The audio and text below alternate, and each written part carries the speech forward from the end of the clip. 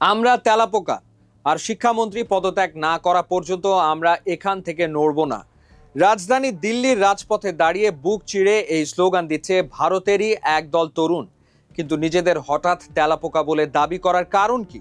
কেন ভারতের তরুণদের এই অপ্রথাগত আন্দোলনের নাম দেওয়া হয়েছে ককরোচ জনতা পার্টি বা সিজেপি? আর যুক্তরাষ্ট্রের বোস্টন বিশ্ববিদ্যালয় থেকে আসা এক ছাত্রের একটা সাধারণ প্রশ্ন কিভাবে ভারতের নরেন্দ্র মোদী সরকারের ভিত কাঁপিয়ে দিচ্ছে। ঘটনার সূত্রপাত গত মাসে, যখন ভারতের প্রধান বিচারপতির একটি মন্তব্য তরুণদের মনে তীব্র ক্ষোভের আগুন জ্বালিয়ে দেয়। তিনি দেশের একদল বেকার তরুণকে তুলনা করেছিলেন তেলাপোকার সঙ্গে, যা কোটি কোটি শিক্ষার্থীর কাছে চরম অপমানজনক মনে হয়। এই অপমানের জবাবে যুক্তরাষ্ট্রের বোস্টন বিশ্ববিদ্যালয়ে পড়া ভারতীয় শিক্ষার্থী অভিজিৎ দীপকে এক্সে একটি প্রশ্ন ছুড়ে দেন। তিনি লেখেন, যদি সব তেলাপোকা একসঙ্গে জড়ো হয় তাহলে কি হবে? ব্যাস, এই একটি বাক্য ইন্টারনেটে ঝড় তোলে। প্রধানমন্ত্রী নরেন্দ্র মোদীর দল বিজেপির নামকে ব্যঙ্গ করে জন্ম নেয় ককরোচ জনতা পার্টি বা সিজেপি। মজা বা বিদ্রুপ দিয়ে শুরু হওয়া এই পেজের ইনস্টাগ্রাম ফলোয়ার রাতারাতি 2,20,00,000 ছাড়িয়ে যায়, যা ভারতের ক্ষমতাসীন দল বিজেপির অফিসিয়াল ফলোয়ারের চেয়েও প্রায় দ্বিগুণ। কিন্তু কোটি কোটি তরুণ কেন এই ব্যঙ্গাত্মক দলের ডাকে দিল্লির রাস্তায় নেমে এলো? কারণ ভারতের 140 কোটি জনসংখ্যার প্রায় অর্ধেকের বয়স 25 বছরের নিচে, আর এই তরুণদের ভবিষ্যৎ এখন পুরোপুরি অন্ধকারের মুখে। সেন্ট্রাল বোর্ডের দ্বাদশ শ্রেণীর পরীক্ষার ফল প্রকাশে ডিজিটাল মূল্যায়নের অসঙ্গতি, আর তার মাত্র এক সপ্তাহ আগে প্রশ্নপত্র ফাঁসের কারণে স্নাতক পর্যায়ের সবচেয়ে গুরুত্বপূর্ণ মেডিকেল ভর্তি পরীক্ষা বাতিল করা হয়। লাখ লাখ শিক্ষার্থী যারা রাত জেগে খেয়ে না খেয়ে নিজেদের ভবিষ্যৎ গড়ার প্রস্তুতি নিয়েছিল, তাদের সেই স্বপ্নকে পদদলিত করেছে প্রশ্ন ফাঁসের এই সিন্ডিকেট। আর এর জন্য রাজনৈতিকভাবে কাউকে জবাবদিহি করতে হয় না। এই ক্ষোভেরই বহিঃপ্রকাশ দিল্লির যন্তর মন্তরের এই আন্দোলন, যার প্রধান দাবি শিক্ষামন্ত্রী ধর্মেন্দ্র প্রধানের পদত্যাগ। এই আন্দোলনে যোগ দিতে মধ্যপ্রদেশ থেকে মাত্র এক কাপড়ে ট্রেনে চড়ে দিল্লি এসছে 17 বছরের কিশোর সৌরভ কুশওয়াহা।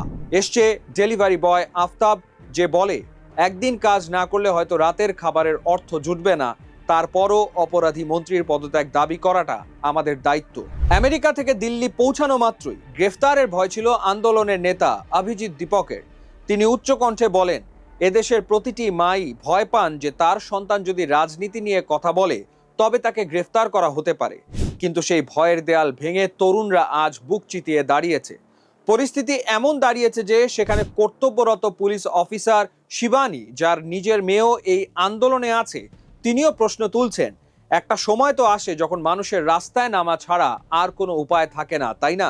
ভারতের জেনজি প্রজন্ম, যারা বড় হয়েছে শুধু মোদী সরকারের শাসন দেখে, তারা আজ স্পষ্ট বার্তা দিচ্ছে, তাদের আর দমানো যাবে না। ব্যঙ্গ বিদ্রুপের ছলে শুরু হওয়া এই তেলাপোকাদের একতা যদি আসলেই শিক্ষামন্ত্রীকে পদত্যাগ করতে বাধ্য করতে পারে, তবে তা হবে মোদী সরকারের শাসন আমলের ইতিহাসে প্রথম কোনো ঘটনা। কিন্তু একটু গভীরভাবে ভাবুন, তরুণরা কেন এই আন্দোলনের জন্য বই, গোলাপ ফুল আর তেলাপোকার মুখোশকেই বেছে নিল? কারণ তেলাপোকা এমন এক জীব যাকে সহজে ধ্বংস করা যায় না, শত বিপদেও এরা টিকে থাকে। ভারতের জেনজি বা তরুণ প্রজন্ম এই রূপকের মাধ্যমেই রাষ্ট্রকে বুঝিয়ে দিচ্ছে, তোমরা আমাদের ওপর যতই অবহেলা আর অপমানের স্টিম রোলার চালাও না কেন, আমরা টিকে থাকবো এবং আমাদের অধিকার আদায় করেই ছাড়বো। তারা প্রথাগত হিংসাত্মক আন্দোলনের পথে না হেঁটে হাতে বই নিয়ে এসছে নিজেদের অধিকারের প্রতীক হিসেবে, আর গোলাপ এনেছে শান্তিপূর্ণ প্রতিবাদের ভাষা হিসেবে। তারা সোশ্যাল মিডিয়া রিল বা ট্রলের দুনিয়া থেকে বেরিয়ে এসে প্রমাণ করে দিয়েছে যে অন্যায়ের বিরুদ্ধে গর্জে উঠতে তারা এখন বাস্তব রাজপথেও নামতে পারে। রাষ্ট্রযন্ত্রের সমস্ত দমন পীড়নের জবাব দিতে এই যুব সমাজ এখন ব্যঙ্গ বিদ্রুপকেই সবচেয়ে ধারালো অস্ত্র বানিয়ে লড়াইয়ে নেমেছে। নিজেদের তেলাপোকা বলে পরিচয় দেওয়া এই তরুণদের অদম্য জেদ নিয়ে আপনার মতামত কি? ব্যঙ্গাত্মক এই রাজনৈতিক দল কি পারবে ভারতের শিক্ষা ব্যবস্থায় পরিবর্তন আনতে? কমেন্ট করে জানান।